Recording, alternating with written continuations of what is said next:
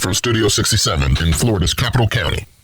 It's time to be FACish. Access granted.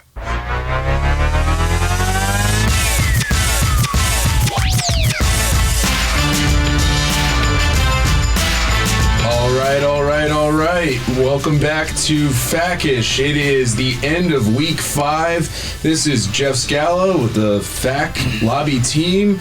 We are in Studio 67 in Capital City, Tallahassee, and we are halfway home, Bob. Hard to believe we got here. Midweek was hump day during the legislative process, and so now we're down in the backstretch. Hump day!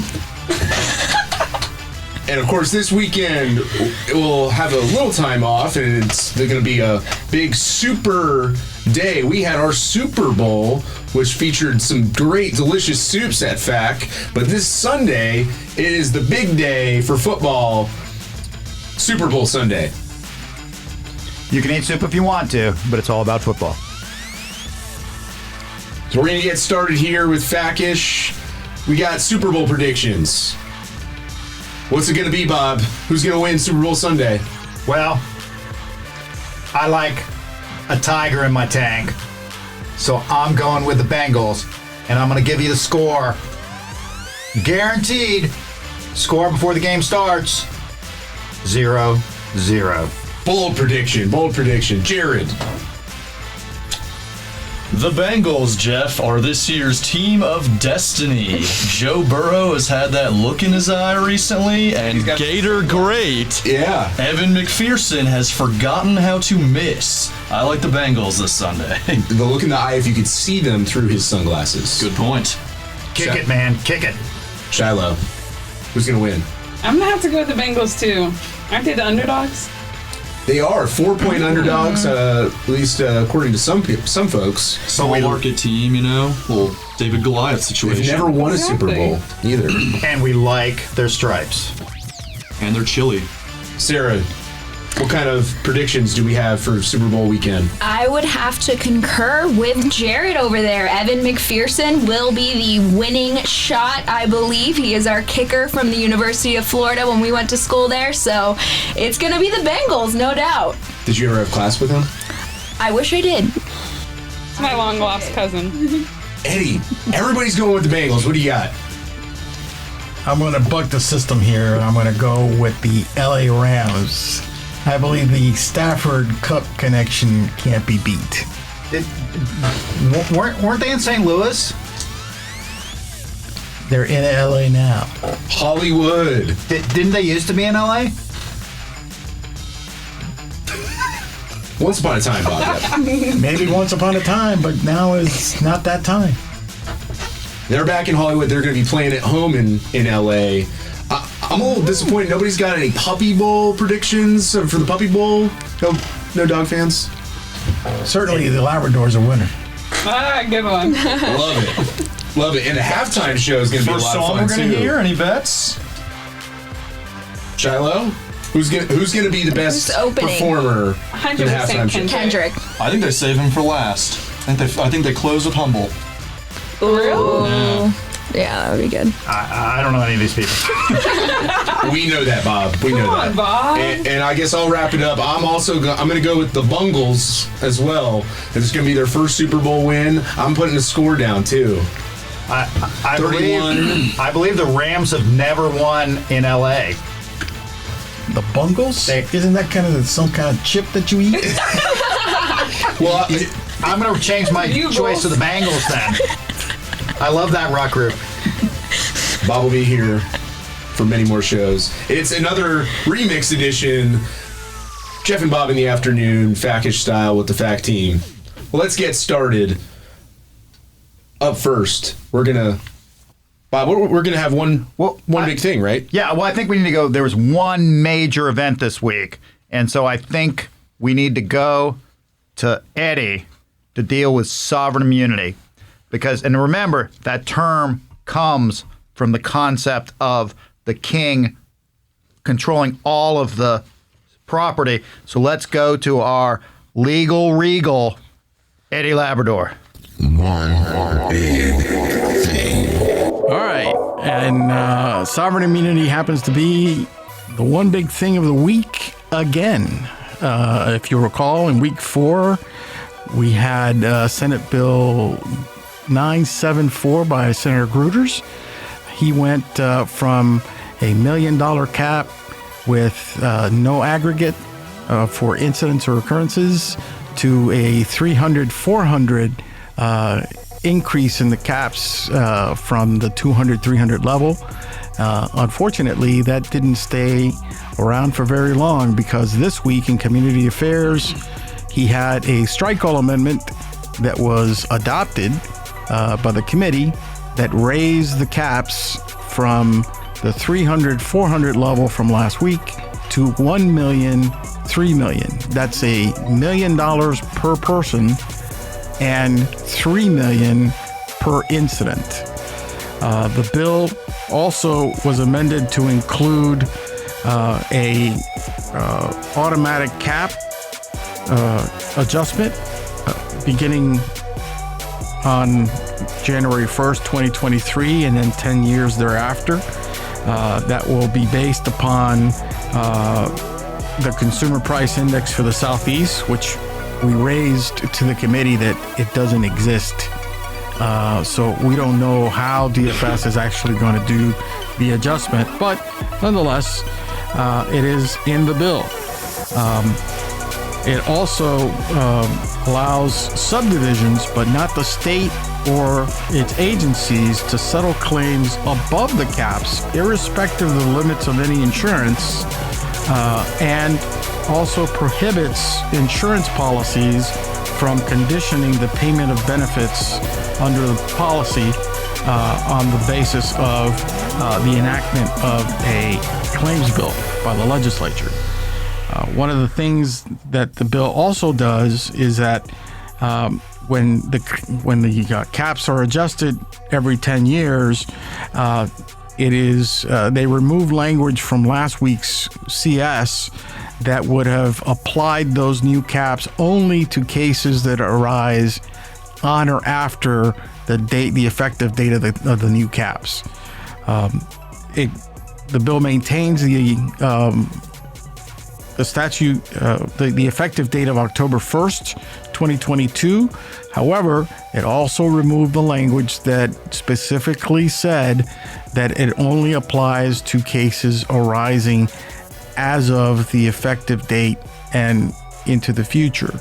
By doing so, it leaves us with the quandary of whether or not it applies, even though prospectively, but it could apply to cases that are currently pending, which have not been resolved by the courts. So it's a question. We would look at that as being retroactive, because it should only apply, the new cap should only apply to those cases that arise on or after the effective date, not the ones that have been currently filed. But that is the subject of some discussion with members as we move along. Jeff, back to you. Before we go back, let's make sure a couple things are clear. Eddie spoke against the bill with some of that regality of legality that he is such a master at. And the legislative process is one of process. After that amendment dramatically increasing the caps from the prior committee, the bill was re-referenced to pick up another committee in the Senate. So it's now going to have previously it only had Appropriations Committee left. It now has the Rules Committee and the Appropriations Committee. Man, that doesn't normally happen, right, Bob? It doesn't happen when everybody's working off the same sheet.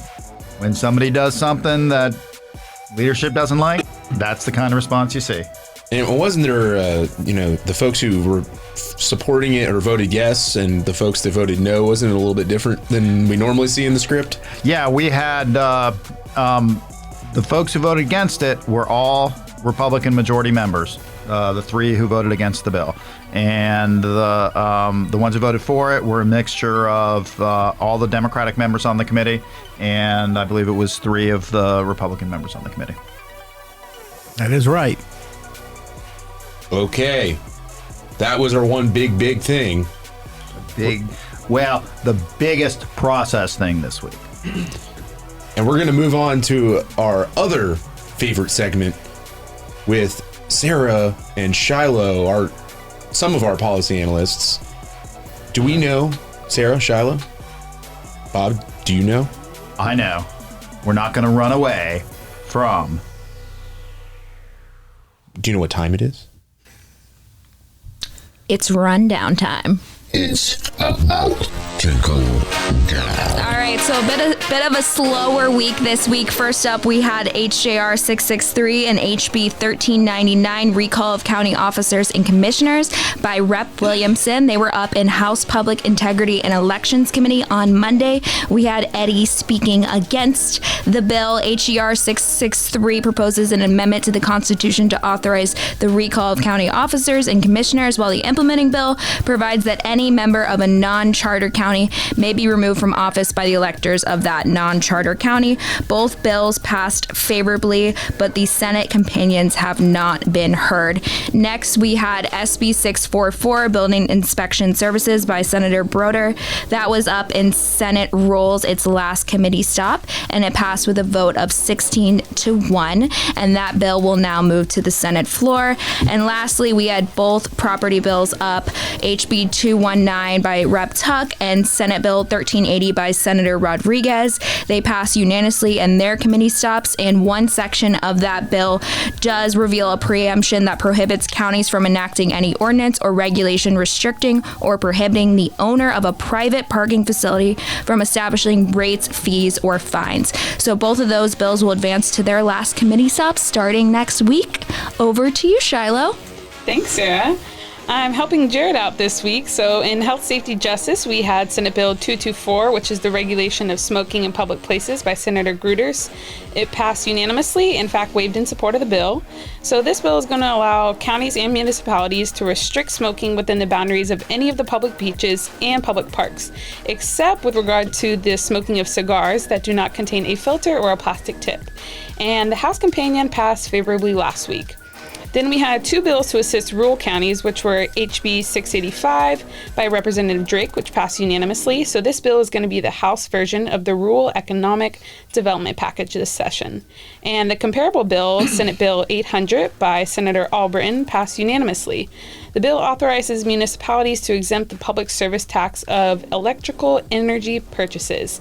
And an amendment was adopted that gives more flexibility to the infrastructure fund, which was offered by the Department of Economic Opportunity, according to the sponsor. FAC did waive in support of both bills. Lastly, we have a new technological water quality initiative which passed in the House, which was House Bill 421, and that passed unanimously. So Shiloh, the smoking in public places bill should really be called the not smoking in public places bill. Exactly. Right. This is the bill that's been heard a few years, and the way Senator Gruters always presents it, it's we want to take the butts off the beach and put the other type of butts back on the beach. Except with cigars. We're going to have to chew on that one. Good one. All right, we're going to move along. Normally, our policy coordinator, the lovely Milan Clayton, has her segment, Bob. I think it's her moment, right? It's a tremendous moment. It's a moment in time. But what are we doing this week, Bob? We're going to let someone else handle it. Someone have a special moment, a spotlight moment of his own. And that's our third policy analyst. It completes the terrific trio. Jared. Milan's moment. Thank you, Jeff. I am taking a break this week from the rundown to talk some numbers. Recent general revenue collections are significantly overperforming their previous estimates. Per the latest financial outlook statement from the Office of Economic and Demographic Research, the General Revenue Fund will have about an extra $3.3 billion in available funds this upcoming fiscal year. Driving this short-run revenue boom has been sort of a host of external factors. Number one, we got rising consumer prices, and some of the lasting effects of recent stimulus programs have led to some very healthy sales tax revenues of late.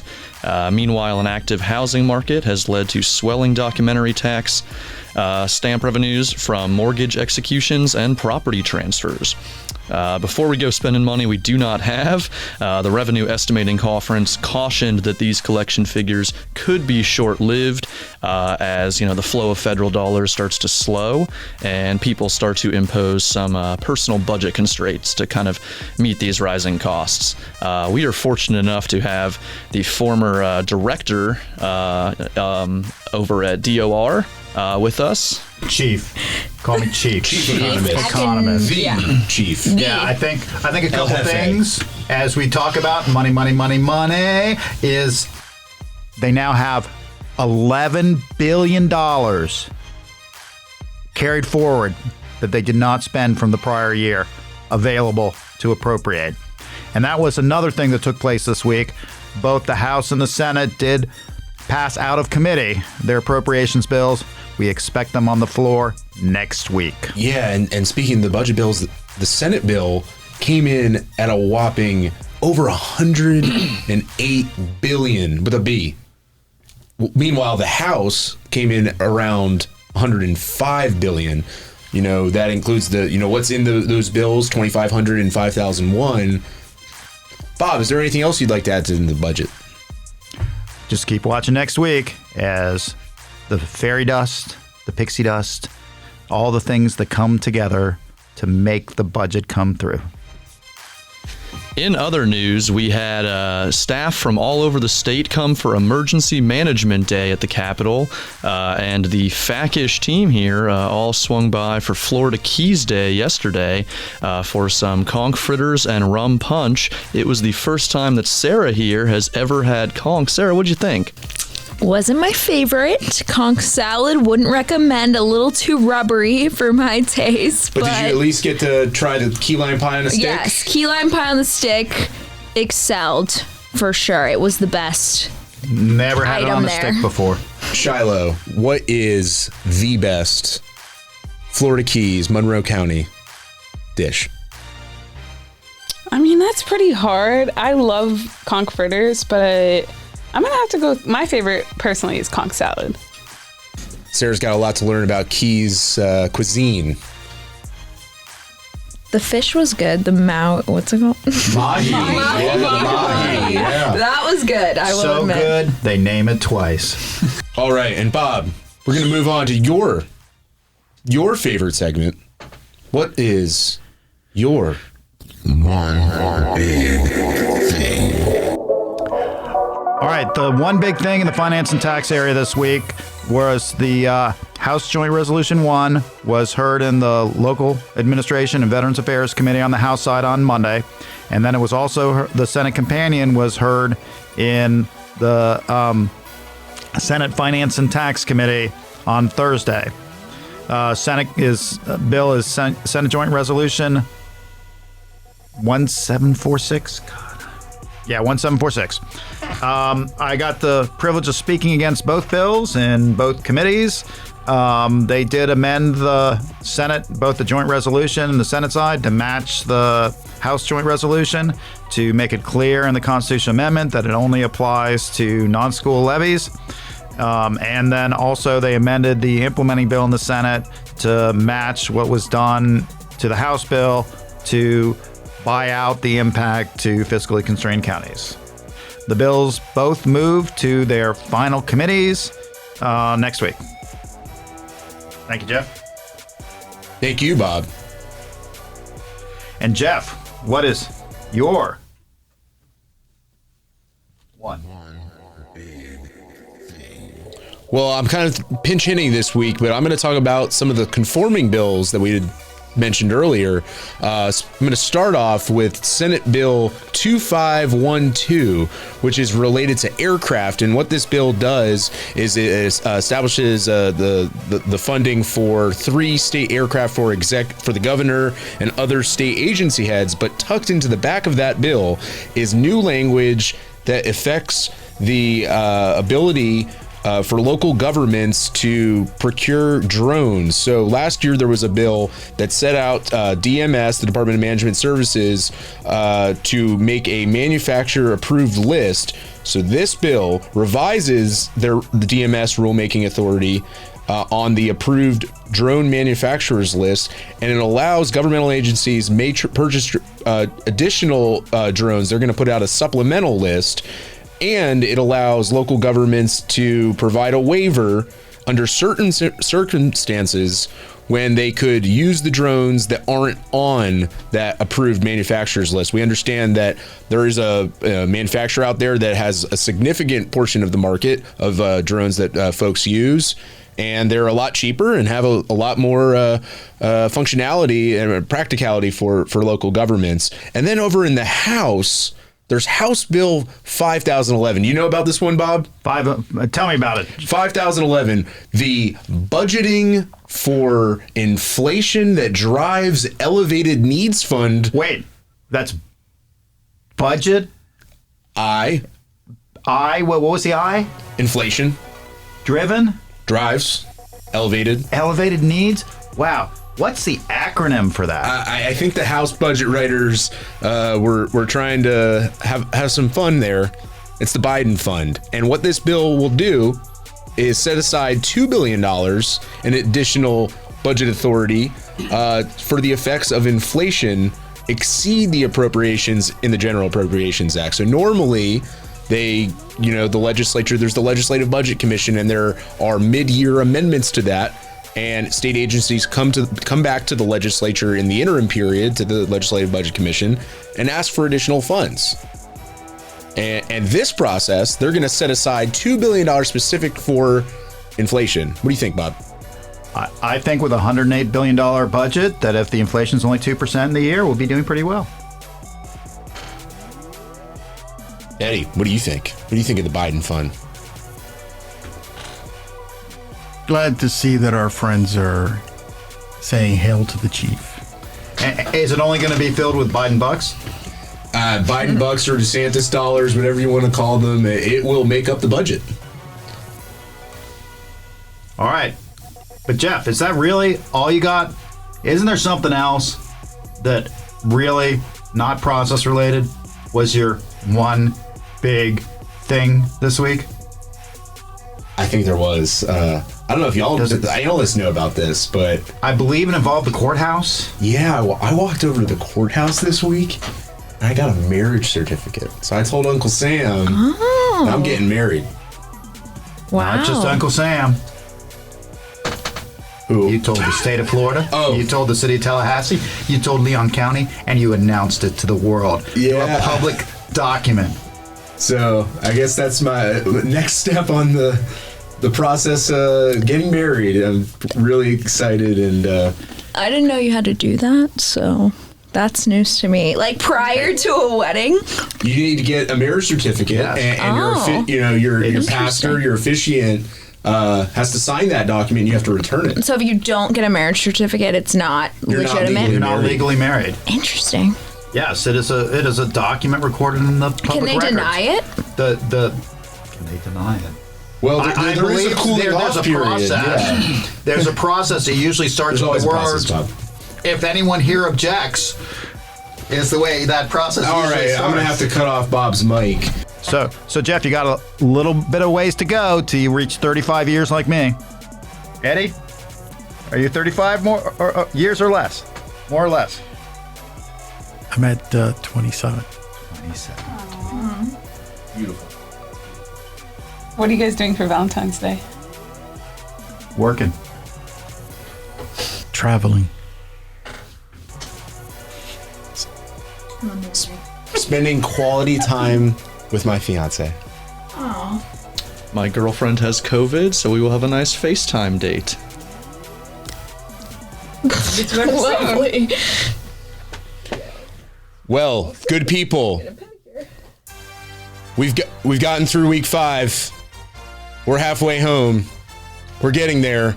And as always, we always have a nice outro quote. Bob, what do you got for us today? Well, I already did the money for the appropriations process. I think for this week, given the Super Bowl, we need to pull something out from legendary Packers coach Vince Lombardi. Even when he's not here, Bob always never misses an opportunity to get a nice Davin Suggs plug. To pay homage to the team that Davin loves.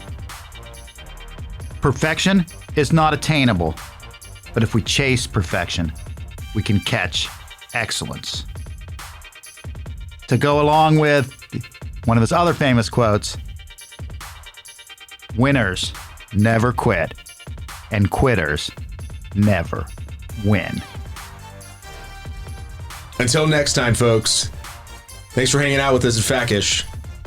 Bob and Jeff in the afternoon with the FAC analysts and the legal regal, Eddie Labrador, signing off. Go Bengals. Rams.